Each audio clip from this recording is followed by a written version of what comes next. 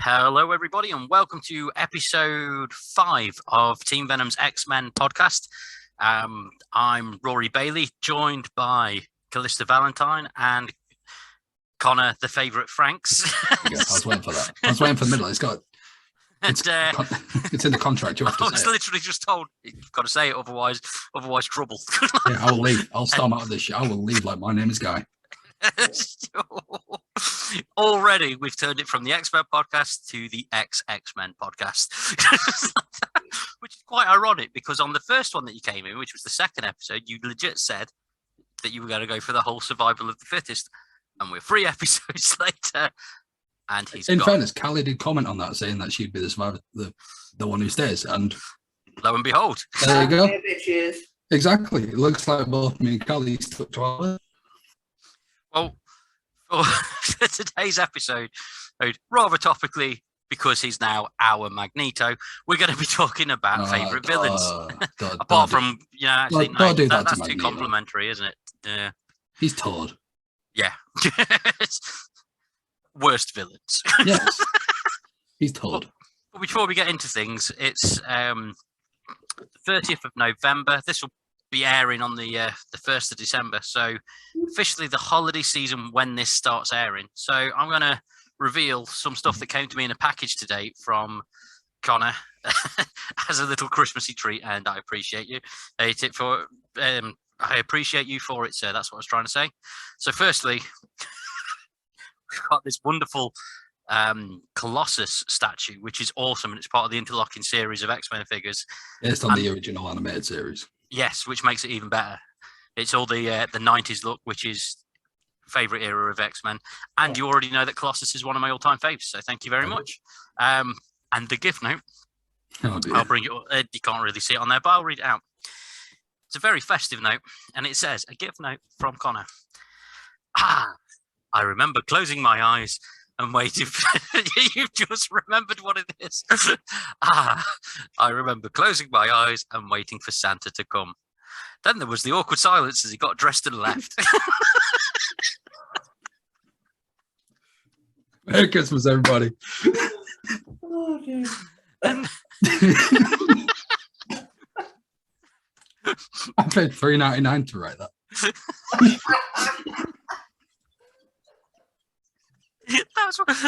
That's the thing that the neighbours read. And then they looked at this one, and this one's better. so it's a 2-part gift. The other one is this ridiculously awesome Cyclops figure. Now, if you're a long-time listener of Team Venom Media in general, and can remember back in the seasons 2 and 3 of Talking Trash, I think it was 2 and 3. Yeah, we used to have a guy on called Andy who was in love with Cyclops to the point where we genuinely found out from his brother about him sticking a Cyclops figure up his arse and having to go to hospital. That's a true story. I probably shouldn't have put that on here. So Connor sent me a Cyclops figure and has this wonderful note. Enjoy the memory this unlocks. Try not to sit on it. This is why I had to do that. I had to give the context. You don't see that in the intro. This is literally like the most professional episode I've ever done. So X-Men. Yes. Villain. Although I think Cyclops' new archenemy could be the proctologist. Ironically, would also look like a Cyclops. Yeah. So, tonight's subject. Yeah. Oh, isn't it Cyclops with a pain in the ass? It was. Hey. Oh dear. So tonight's subject is favourite villains. So who wants to go first and talk about one of their favourite villains? Connor's got his hand up. Me. Juggernaut. Why Juggernaut? Because you could fit him up your ass better. No. Fair enough. I'm joking. Oh, it hurt. Yeah, I would go for exactly the helmet. It's just spit on it first, you're fine. Juggernaut, because, well, you know, Rory's one of my favorite villains. Yes. Just purely because he's just a giant ball of anger, and, well, I relate. But superhuman strength, unstoppable momentum, the fact he got his powers by Cyclops.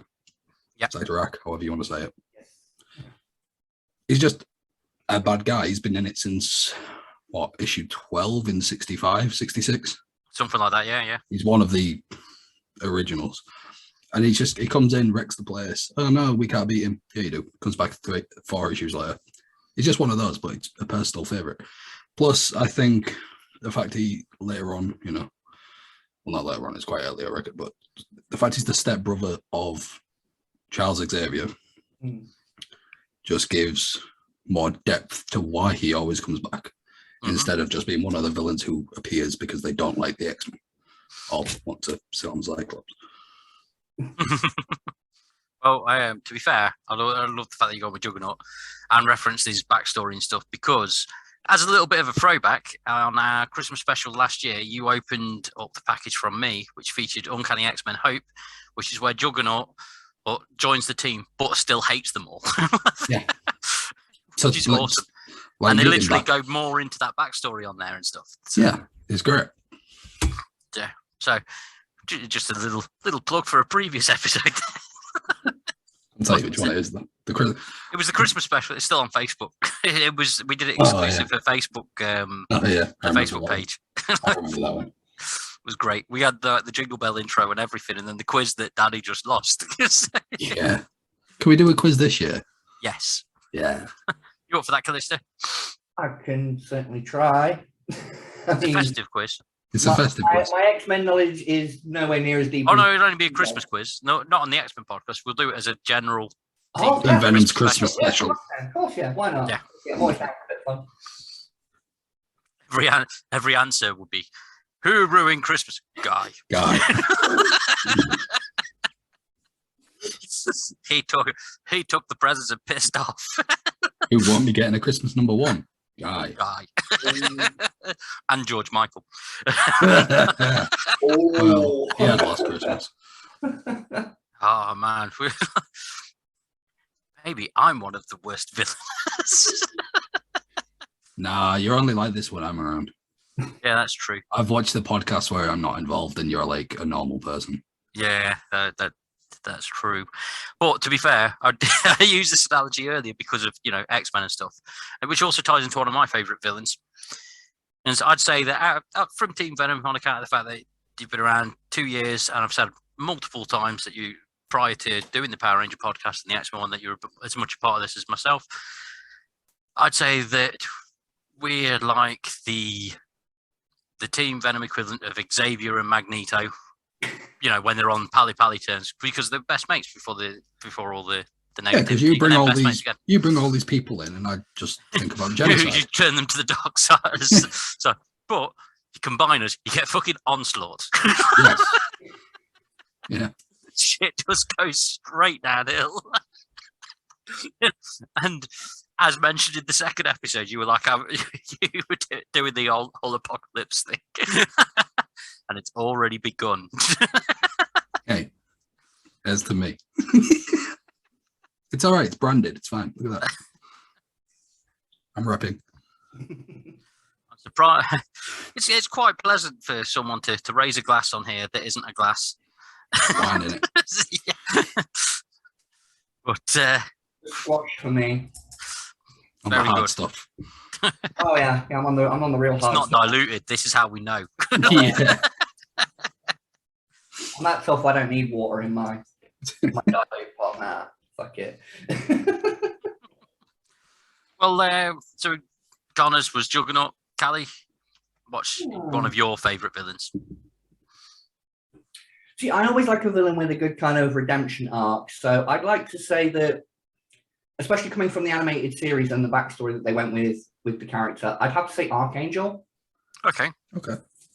Purely because was literally converted evil by Apocalypse through, No real choice of his own, depending on which continuity you go with, obviously. Mm-hmm.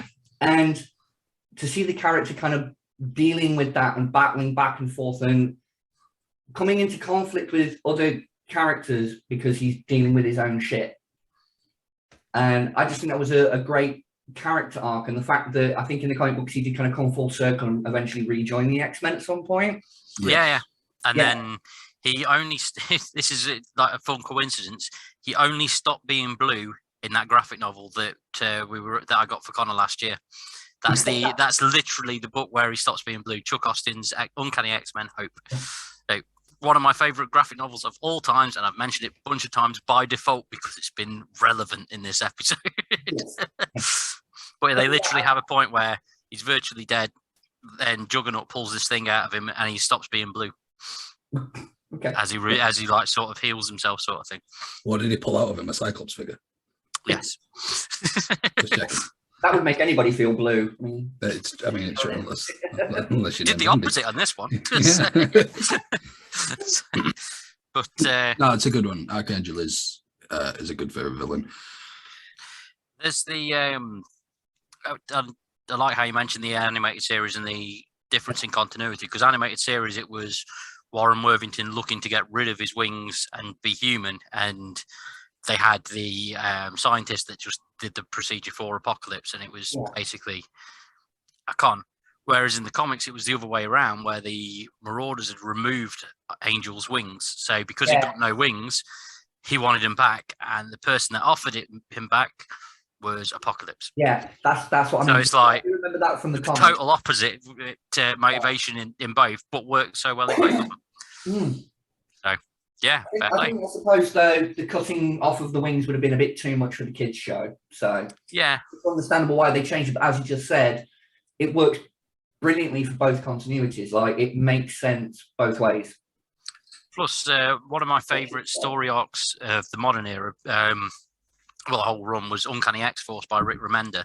And that ends with basically the X-Force has got Angel as part of their team, and he can switch between normal Warren Worthington Angel and Archangel at will by this point. They started doing that for a while, and by the time it got to the end of the book, they discovered that he was the heir to Apocalypse's mantle. So he's gradually getting more sadistic when he's helping X-Force kill villains and stuff. Yeah. And by the end, he's the big bad. And they end up having to use an Apocalypse seed that they have to travel to the Age of Apocalypse to grab. And that's to purge him of this like Apocalypse thing as well. So they use the seed, and effectively Warren dies, but he's sort of reborn, but has no memories of his life whatsoever.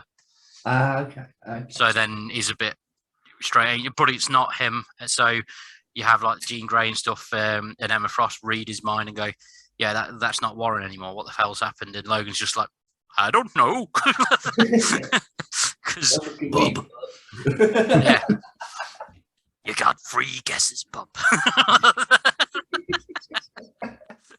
What you should just say to everything. Meanie. Almost went to the Andy Cyclops place again by doing that.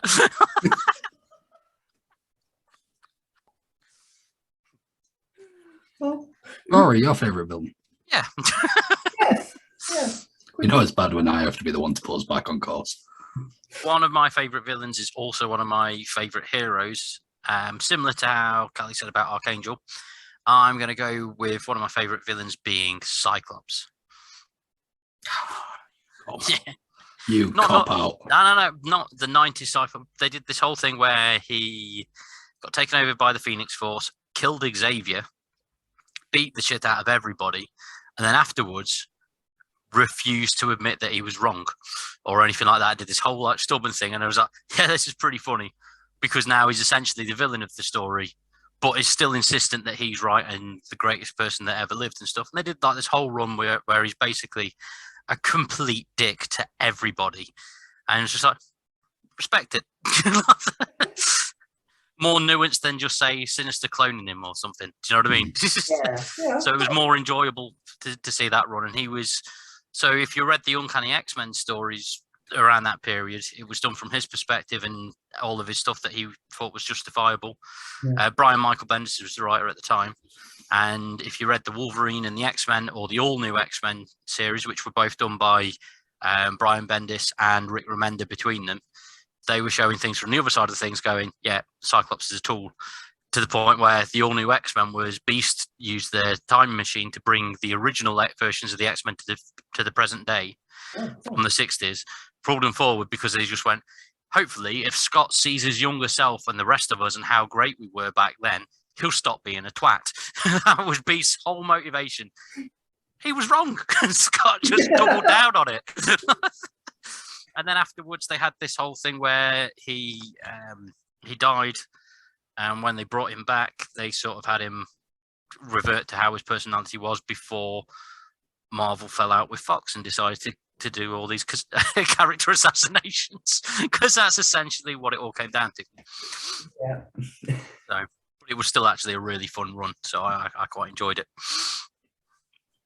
And as Connor will attest to, it caused many a debate with old Cyclops lover Andy in our group chats. He was like, he was taking the side of, no, Cyclops was right. It's like, no, he literally isn't. Marvel are trying to bury his character, as well as loads of other X-Men, because of Fox having the rights and Fox getting all the money from the proceeds of the merch and stuff because of how they've done it. Yeah, they were trying to tank the property, weren't they? So that they could get the rights back. Yeah, I remember. They even killed Wolverine. Do you know what I mean? He was in every fucking Marvel book at one point. Yeah. Including fucking Power Pack. Do you know what I mean? Like, they put him in everything to sell sales, and then they're like, ha, dead. And then when they eventually went, right, okay, so we got to bring him back. They brought him back, but they didn't bring him back in a way where he had his own title. He only had his own title when Jonathan Hickman rebooted the line, like last year or the year before. Yeah. So you still had a couple of years of, right, Wolverine's back, but he's not really doing anything. He's just sort of back, and that's it. Yeah. Didn't they, at some point in the comic books, bring Old Man Logan in to replace him for a few issues or something? Because I remember hearing about that when the Marvel Legends figure come out. I mean, for me, I'm more geared toward collectibles and figures and things like that, so I keep up on the news. So obviously, when a figure's announced, I check the backstory if I'm not familiar with it. And I was like, oh, yeah, so he's currently kind of appearing in the comics as a placeholder for Wolverine. Yes. They did it after Secret Wars. They brought Old Man Logan into the main timeline, and they did it for the purpose of, well, fucking no, God knows why they did it. But I think it was mainly to appease like the fans that were crying foul over them killing off Wolverine to begin with. Yeah, I think that's what. And they were like, it's too soon for us to just bring him back outright. Fuck it, we'll just bring in Old Man Logan, and we can continue the trend of him fucking over every other Marvel character, which they did. They just had Old Man Logan being like, oh yeah, I would help you, but I know how you turn out, you dick, and stuff like that in certain things, which was fine, to be fair. But yeah, because they also decided, in fact, I actually have the book handy. Right, in Civil War 2, which is where they have an Inhuman that can see the future. Mutant Boogaloo. Pardon? Civil War 2 Mutant Boogaloo. That is essentially what it is. They have a whole thing where, I'm just finding you the pages because it is bizarre. They have a whole thing where this Inhuman has a vision, and he ends up in the future, which is the wasteland from Old Man Logan. Oh yeah, yeah. And has a run-in with a member of the Hulk gang from Old Man Logan and all that lot, and Logan basically saves him. Yeah. So there's Old Man Logan in that, even though Old Man Logan was in present time. So he's in this story arc twice, but in different timelines and stuff. Wow. But they basically did it to say, yeah, Old Man Logan's is the main timeline's future, and all that shit for no real reason. They just decided to do that. Yeah. I don't know what point I'm making, but I was a little bit disappointed. It's real sadness. That was upsetting. Oh, I know. It's just that. I could hear you holding the tears back, just like. Sorry. It's disappointing, really. Yeah, it was disappointing because they just went, "Fuck it." You now know that every Marvel hero is going to die sometime in the not too distant future. Give it 20 years. We'll have to stick to this storyline. We're like, right, well, what do we do now?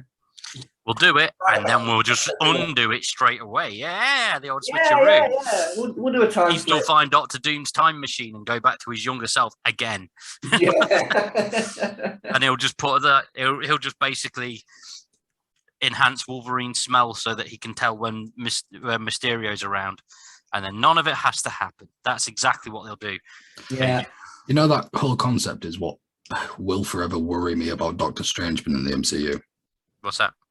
The fact that it's so easy to write in a film, like, oh yeah, we brought blah blah blah, even though they died and had a big emotional death. Why? Doctor Strange, in it? Not just Doctor Strange. Now, Endgame, they basically went, right, we've invented time travel. We can pull back any character from any film at any time. Yeah. And now with the new Doctor Strange as well, they're pushing into the multiverse. Yeah. So there's even more opportunities to just go, oh, well, you know that character we killed off like a big important part in the film like 2 or 3 films back? Yeah, well, this is the alternate version. They're exactly the same as the other one. Carry on. Yeah. I will only accept them like bringing in the worst actor in any Marvel movie, which is the guy who played Bobby in X-Men. Oh. The worst Iceman. The worst Iceman. But what they have to do, right? Because obviously in the comics, Iceman was outed as gay because Jean Grey has no fucking boundaries. Has never had any boundaries. She literally she just walked past and she was like, "Oh, I'm going to psychically decide what we're going to psychically vote about whether we're going to stay in the present or not." This was like past Jean Grey with the past X-Men, and she was going through it, and she just said out loud, "Bobby, I just picked up gay thoughts." That's literally how they had him come out. Jesus, that's rough. But to be fair though, like the Iceman character over the years, there's bits where you can sort of see it, where there's certain ones where he looks like he's overcompensating. In hindsight, you could actually look back and go, yeah, okay, fair enough. They could have been hinting at this for ages and then just pulled the trigger. Yeah. Or it could just be happy coincidences. If they bring Iceman back, whether it's the same actor or not, I want him to be flamboyant gay. I want him to be like fabulous. I want him to be like when he walks into a room, I want to be like hello, and then icicles. Ice feathers. But yes, exactly. But I want him to be gay. Sparkles of ice following exactly. him everywhere. A little mustache. He's got to have a little ice mustache. A little ice mustache. I want to be very gay. And I want him to be in love with Pyro because they could never be. Oh, yeah. You know what? That actually sounds pretty damn good. We'll go Where's for my it. check, damn it? I just thought we're going to get that, like a better version of that CGI thing where they were both using the powers against each other in X-Men 3. Yeah. Only instead of the beams. It's not coming from the hands. That's what I was going to say. Pyro will just be like that. We'll fire just shooting. He'll make his appearance in one of the new Marvel films, and at the end, like he did with Thor and Guardians, of like you'll see Iceman again in dun dun dun dun Brokeback Mutant. Dun dun dun dun. He's got like an ice cowboy hat and everything. That would be amazing. You know what? I'd watch that. In the trailer, just runs out of the tent with his trousers on fire. Who knows who's in there with him? So anyway, my other favorite villain is Jean Grey for just telling everyone. Just that. Yeah, Jean Grey. For not having no boundaries and not respecting anybody's privacy. Yes. There we go. Done. Despite Bobby's powers, she was the real ice mutant. Not the whole thing of her when she turned Dark Phoenix and murdered billions. Fuck that. It was the Bobby thing. Yeah, the Bobby thing. The murder of like trillions on planets in the cosmos. We can forgive. You out someone as gay without their consent, you're a bitch. That's it. Well, I mean, some people love Cyclops despite the fact he was just mutant Hitler in that storyline. Yeah, exactly. That's literally what he was. But don't hurt Bobby, damn it. I'll never forgive Rogue. She went human, bitch. Anyway. I don't think either of you will be expecting this one, but one of my other very favorite villains is Cassandra Nova. Yeah. Yes. Brought in I also got you one of those for Christmas last year. Yes, you did. Brought in one of your favorite people's run, Grant Morrison. Yeah. Where we know he's sort of one of my favorite, but also one of my least favorite at the same time. I'm sure we've had like this whole discussion where I've been saying I love Grant Morrison's work, but I also hate Grant Morrison's work. Yeah. Anyway, continue. Sorry. It's the only way to view Grant Morrison's work. Yeah. Obviously, the backstory's a lot, but the short version is she's Professor X's twin sister, who he fought in the womb. And killed. So she was stillborn. And then she was able to physically recreate her body, mastermind the destruction of Genosha, the death of millions, as we just said with others. And yeah, very weird. The fact she was a twin sister, and if I remember rightly from the Grant Morrison one, she just kind of looks like a dead Professor X. It's just like dead Professor X, semi-zombie, boobs. Like that's just how they drew it. Like anytime there was a close-up, it was like just dead Professor X, top of boobs. So you knew which you were dealing with. Do you know what makes it even more random is at the end of Grant Morrison's run is the last volume. If you have the trades and stuff, the last volume is Here Comes Tomorrow, where it's set 150 years in the future, and Cassandra Nova is running the X-Men in the future. Yeah. And looks exactly the same, which means she can alter her fucking appearance and decided that that's what she wants to look like. With, yeah. You've got the ability. You can make any man or woman want you. No, I must look like a testicle that's been in the bath too long. A testicle.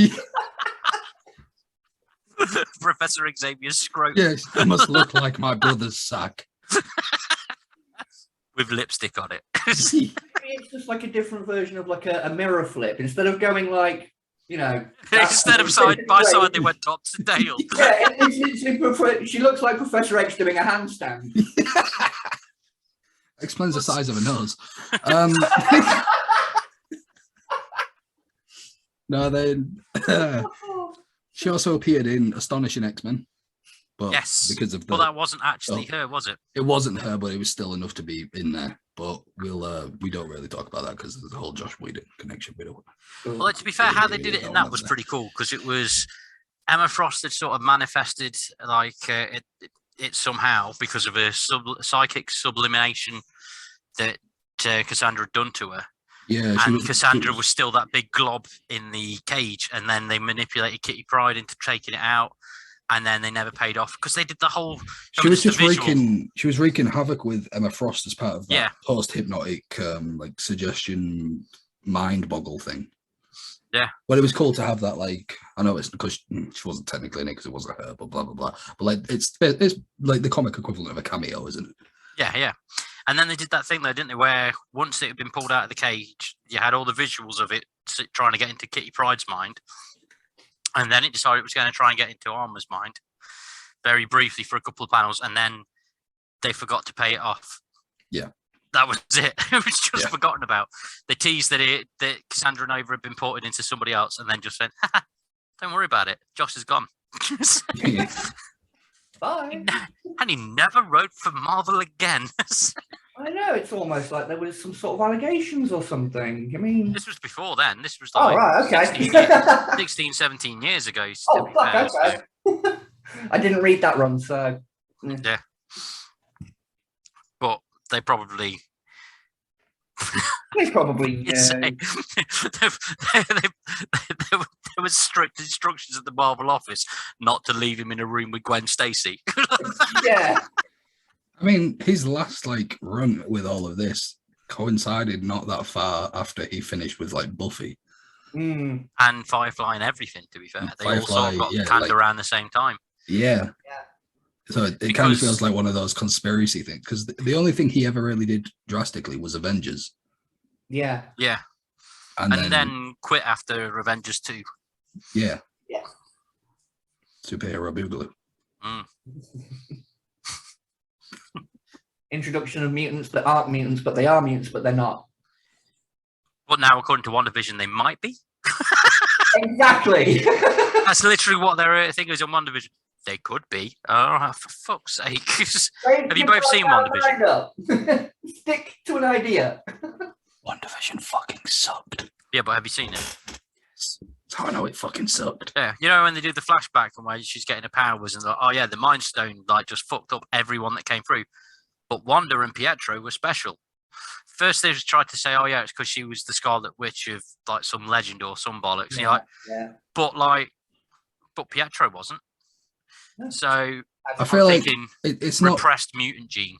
Yeah, like, well, it's not. Yeah. You know, they didn't get any powers until it came in proximity with the Mind Stone, and then it did. So therefore, if that's the case, Mind Stone being obliterated or whatever, or Should have wiped them out.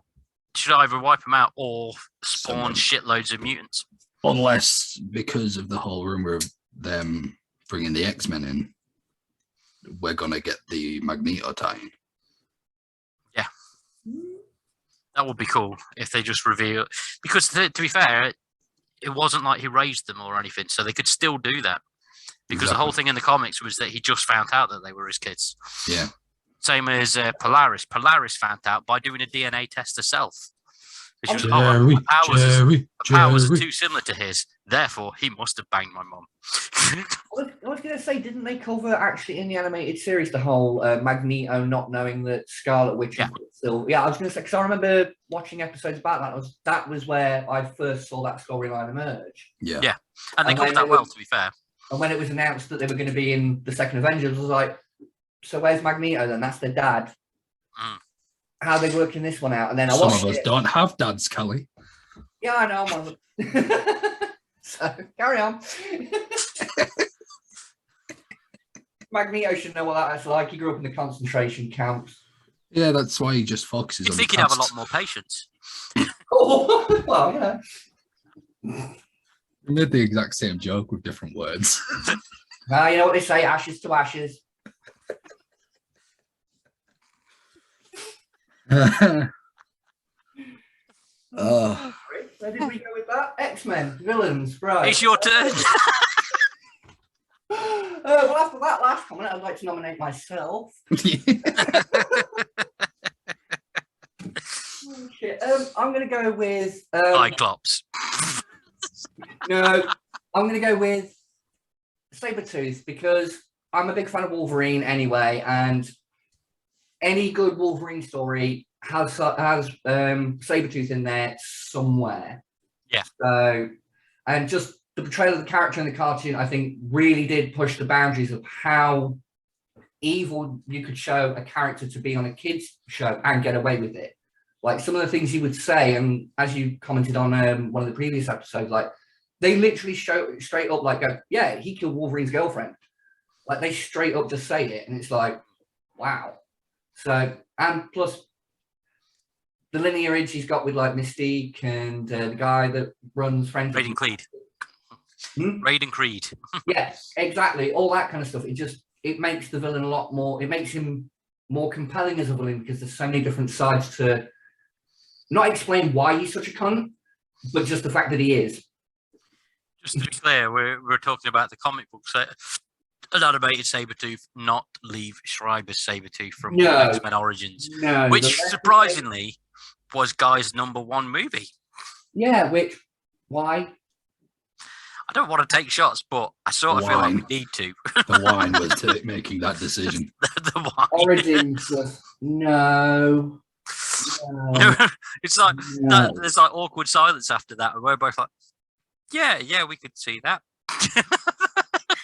I mean, I'd have to see it through a bottle of vodka or 3, but so did he. Which he was doing. Oh, he's not gonna want to come back for one of your Transformers podcasts after watching this. I'm not throwing shade at him. I'm throwing it at the film, and the film was, well, we just said. So carry on. But yeah, Sabretooth from the comics and the cartoons, not so much the film, unless it's the first film. That Sabretooth was good. Yes, Tyler Mane. Tyler Mane was fucking awesome in my opinion. Should have been underused in the first film, in my opinion. Mm-hmm. Definitely. That means both of you disagree by that. Mm-hmm. No, I don't disagree. I had to stop myself making a joke. What was the joke? You might as well just do it. Do you think the reason he was so into X-Men is because of all the genocide that goes through any version of X-Men you consume? It's basically like either human or mutant genocide. Yeah. And because he was always pissed, would that make his favorite thing about X-Men alcoholicosts?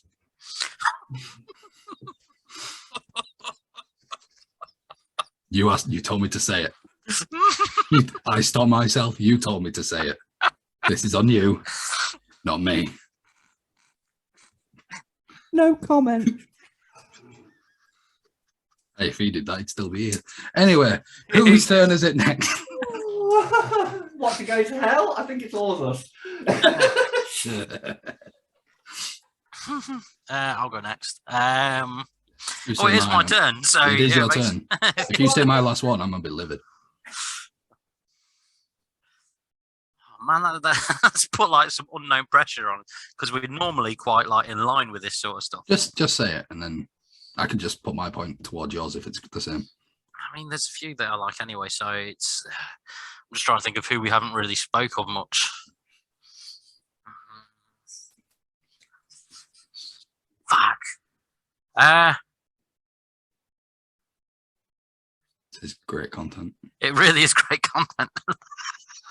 I'm going to go with Apocalypse. I'll go. Oh with yeah, you Apocalypse. can. Yeah. I'll go. I'm trying to not say what I think yours is. What do you think mine is? You're going to go with Mystique. No, I'm not. Oh, okay. I would. Fair enough. I would free. And because of her powers, we all could at the same time without any without any negative consequences. You kidding? I could live out my fantasy. She could be me. I love me. I get to prove it. Oh. When someone tells you to go fuck yourself, you might as well enjoy it. Exactly. Yeah, so Apocalypse.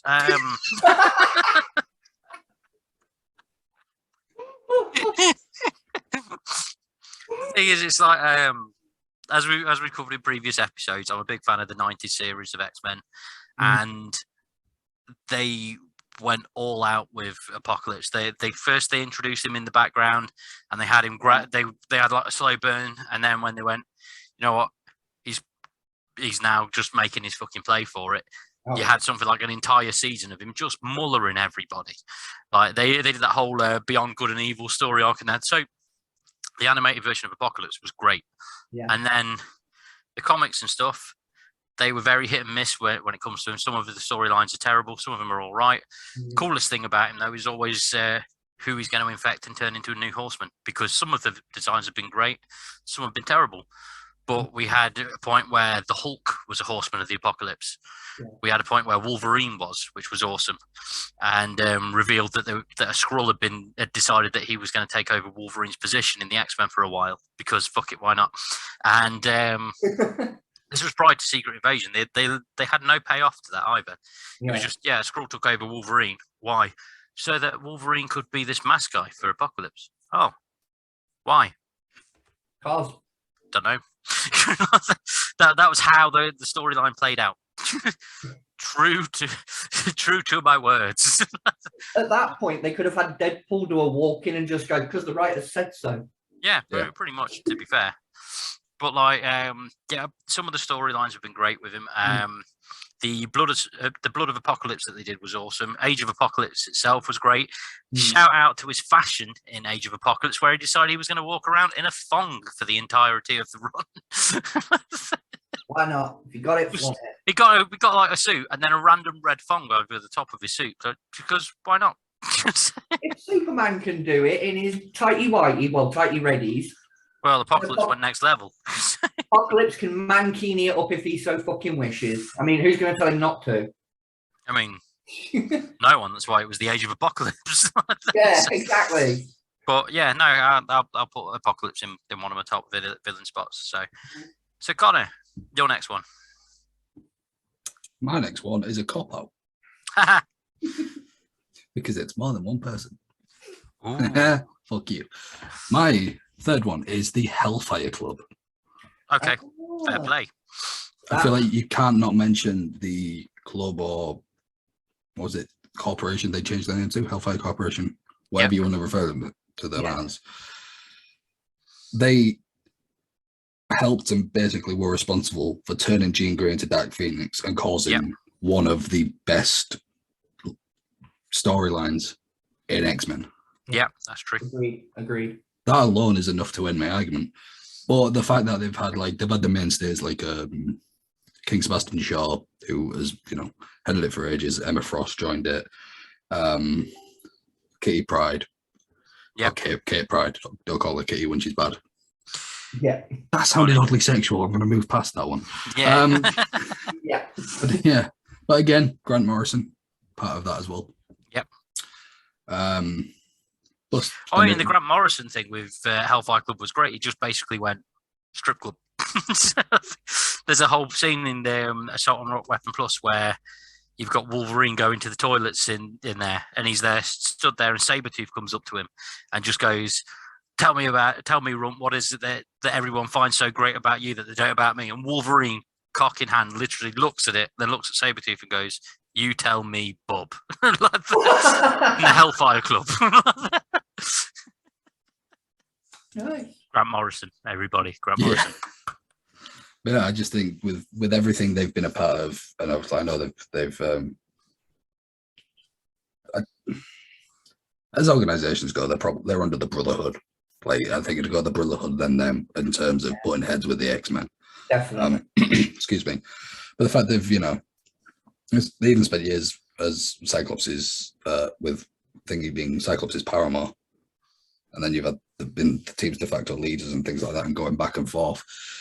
They've been around a lot, and the fact that you've had people go over to the Hellfire Club without the means of what normally causes in X-Men, almost Marvel. It's usually mind control, isn't it? Exactly. It's normally mind control or possession or, that ilk. The fact they never really go for that when someone joins them. Yeah. Yeah. Joining of their own free will, like. Exactly, which is the ultimate betrayal. Yeah. Yeah. And I think that leads to a much more evil titled group organization with evil leaders when they're just convincing people to come over without using any abilities. Yeah. Yeah. Yeah. Makes them a bit more sinister. Exactly. Yeah. Well, Callista, your next pick. Well, mentioning Sinister. Nice transition. Very nice transition. I try. Very nice transition. But yes, Mr. Sinister, purely, I've not read many of the comics with him in it, but I've watched the animated series, and he's quite a big part of that when it comes to the whole Cyclops gene, all that kind of stuff. And in the Phalanx stuff, it's like they actually team up with Mr. Sinister to kind of save the day. Yeah. Yeah, I'd have to say one of my picks would be Mr. Sinister. No, fair enough. They also, Sinister's had that wonderful thing over the last few years of utilizing clones and stuff to do different versions. Like they had Miss Sinister at one point, and then they had like an old man Sinister running around. Then they had just fucking loads of different Sinister variants and stuff. One of which currently sits on the Quiet Council as part of the X-Men's Krakoa Nation at the moment, which is mental. But yeah, Sinister's just been great over the years. Yeah, sometimes he's doing bits and pieces for the Apocalypse or whatever. Other times he's just like bored. I want to experiment on something. What do you want to experiment on today? The whole mutant race. Fuck it. Why not? I'm bored. Let's do it. Yeah, and I think it says a lot about a villain when he makes before he even makes his debut, his powers are he's doing something, because he made his presence felt in Mutant Massacre 86. Yes. Yeah. Where he deployed Marauders to wipe out the Morlocks. Yes. In that underground facility thing. That's before he's even appeared. He didn't appear in that issue. Yeah. He didn't appear in the following issue. No, it took a long time before they actually showed him. Yeah, and then, when then obviously he's got the fascination with Summers and the Greys and everything. Yeah. He tried to kidnap, was it Hope? Yeah. Tried to kidnap Hope. The Messiah Complex. It's because Hope was the first mutant birth since Wanda had done a No More Mutants thing at the end of House of M. So he got like the Marauders back together going after that. Yeah. That's a great story as well. Messiah, the whole Messiah trilogy was Messiah Complex, Messiah War, and Second Coming. It was the sort of trilogy of events, but there was a really good run of Cable in between those as well. And because they basically had Cable escape with Hope at the end of Messiah Complex. X-Force went to the future to try and help Cable because that's where he'd escaped to. Found him, and they got Hope as a teenager at that point. By the time they returned to present day, which was only like a month or so had passed since the baby had disappeared, Hope was like a full-on like early 20-year-old. And then they killed Nightcrawler in that crossover because it wasn't a Marvel event without a big X-Men death, to be fair, at that point. So yeah, which is a shame because Nightcrawler's he was like everyone's favorite uncle of the group for a while, and then lo and behold, dead. Sad. Yeah.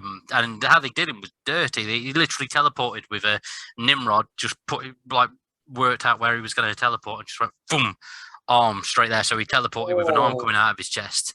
Oh, ow. Just like proper did him dirty, to be fair. Nah, I remember that Nightcrawler because you're right. He was like the uncle or agony and or whatever. He was that every mutant. They all vented to him. It was him who had to deal with it. Religion thing. Yeah.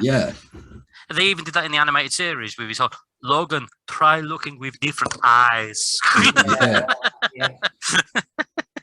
Yeah. Like an autistic Arnold Schwarzenegger. Get to the window, leak it. Come on. One episode that I remember from the animated series featuring Mr. Sinister, I think it was I can't remember if it was season 4 or season 5. Yeah. But it goes back to the origins of Mr. Sinister and how he was basically and like Xavier's descendant. That was season 5, yeah.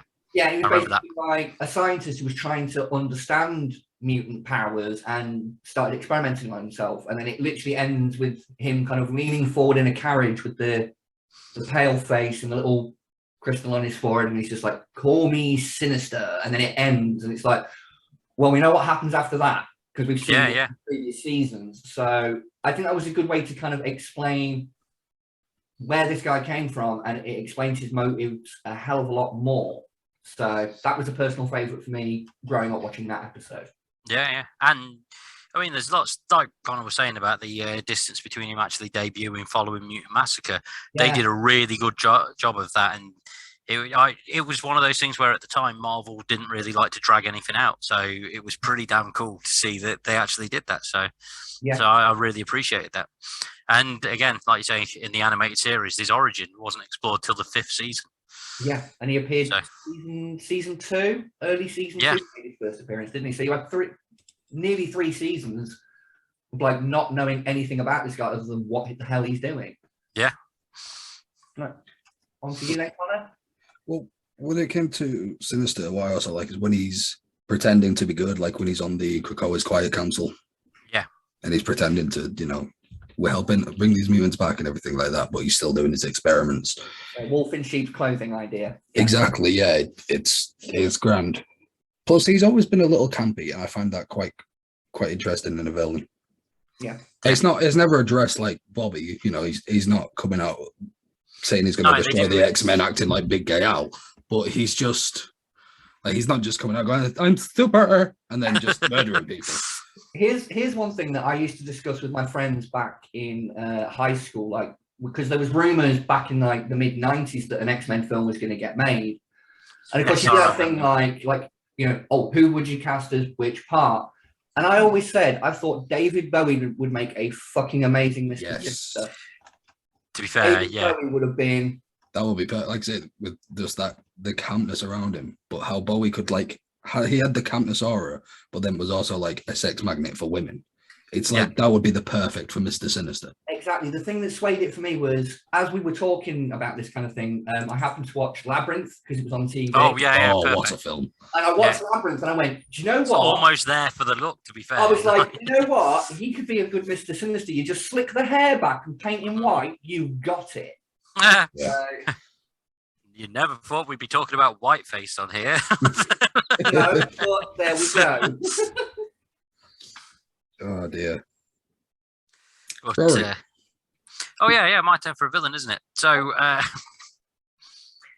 I'd say, Mystique. I'm going to talk about Mystique this time because on account of the fact that I mean, there's lots of stuff to love about Mystique.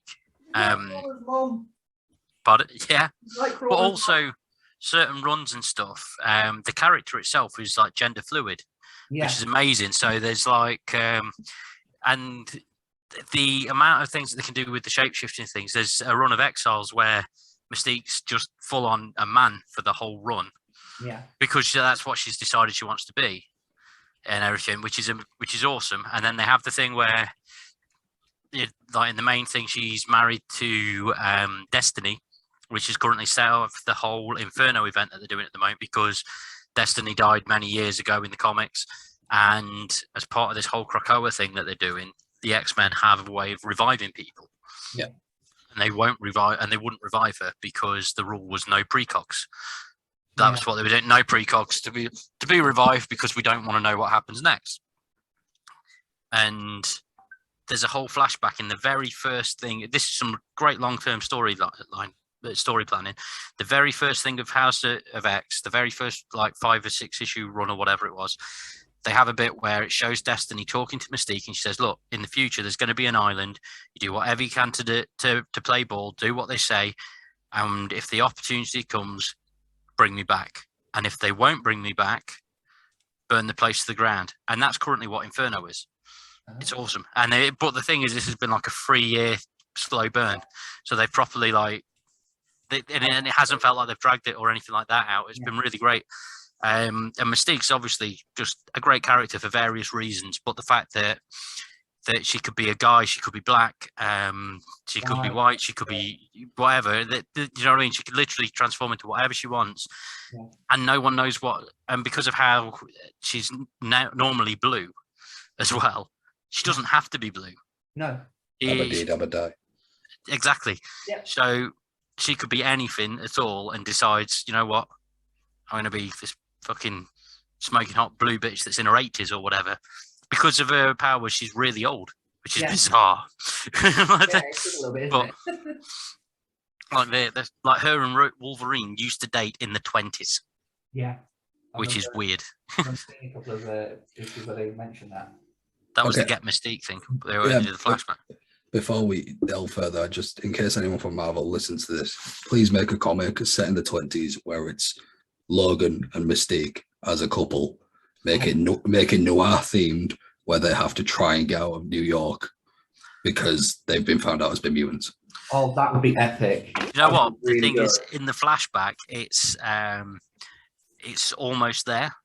So you should. Oh, that's got to go on your Christmas list. Thinking about it, but essentially, they do this whole thing where she introduces Wolverine to a group that she's traveling with, when it's all like circus freaks and stuff, because it's that sort of era, and then they find out that there's mutants involved, and she escapes. Wolverine gets fucking executed by firing squad, but obviously he's Wolverine, so he just fucking gets back up like an hour later and thought, fucking bitch. That sort of response. Ruined my suit.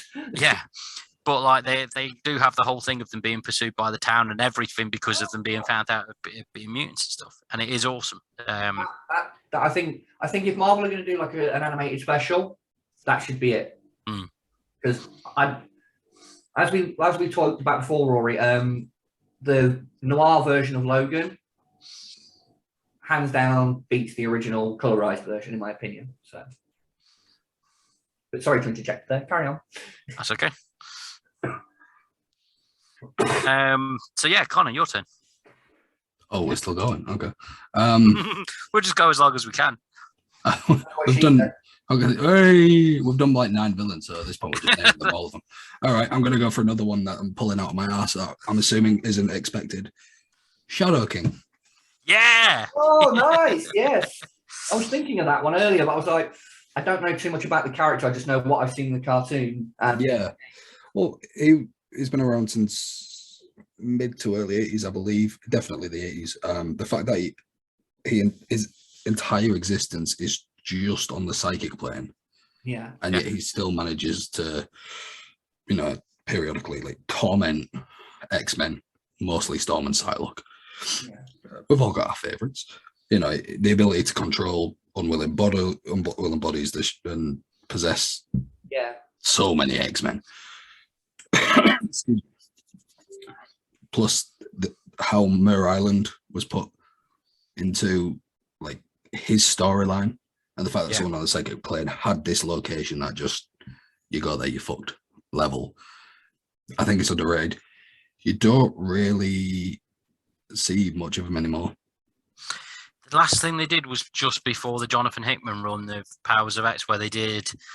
It was in New Mutants when it I think he last.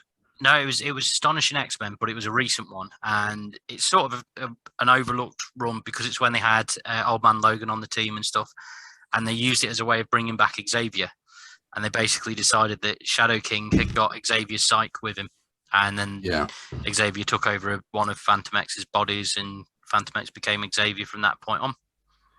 Yeah, it was terrible. It was a terrible story. That's why. You should avoid that story. He was one of them who also helped out the X-Men in Empire. I want to say Empire, but I might be wrong. But then it's very unlike the others where they work together, and then you've got the slow decline of. He's literally going back to being a villain. He's like, right, took care of that. Storm, you're fucking dead. Yes. Oh man.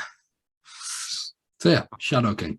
I think he's underrated, and the fact his whole design is just, let's just make this guy whatever black. He wants to be. Let's just make him black and like a blobby person. Job done. Yeah, and then sometimes he's white as well. It's bizarre. They like literally just change their minds and stuff, and it's awesome. Depends if they've listened to Michael Jackson beforehand. That is true. To be fair, you saying about black basically looking like however he wants. Yeah. I think it was about a year, maybe two ago, Marvel Legends did a Shadow King Build-A-Figure. Yeah. It's literally the Kingpin with claw hands, a big clawy face, and a fez. Yeah. You had me at fez, where can I buy it? Oh my God. You've had the picture? He looks like King Shark at a bar mitzvah.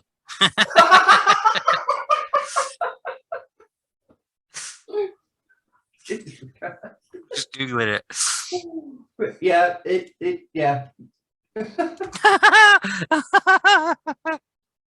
There you go, he's cracked. There we go. I'm good. Hold on. I like the fact that like I'm going to talk quickly just so for the guy who's. There you go. I'm doing it's that. The fact that it looks like it's makeup on there. It's him. Hello. Look at that. No one wants that. Let's get that back up. Look at that. It's the thing of like. Why are his eyes disappearing because of the green screen? That's so creepy. Isn't it? But why is it only that much of his face that's Shadow King and the rest is white? It just looks like he's in blackface. Well, he is the Shadow King. He is the Shadow King, but they shouldn't be like, yep, this guy, blackface. Done. We're going to make millions. We'll be rich. The feds don't help. What the kid's going to want to play with to fight against Cyclops? Jewish blackface. We're going to be billionaires. This is Walt Disney's idea. Oh, fucking hell. But he didn't buy that. Maybe that's why he bought the company. Yeah.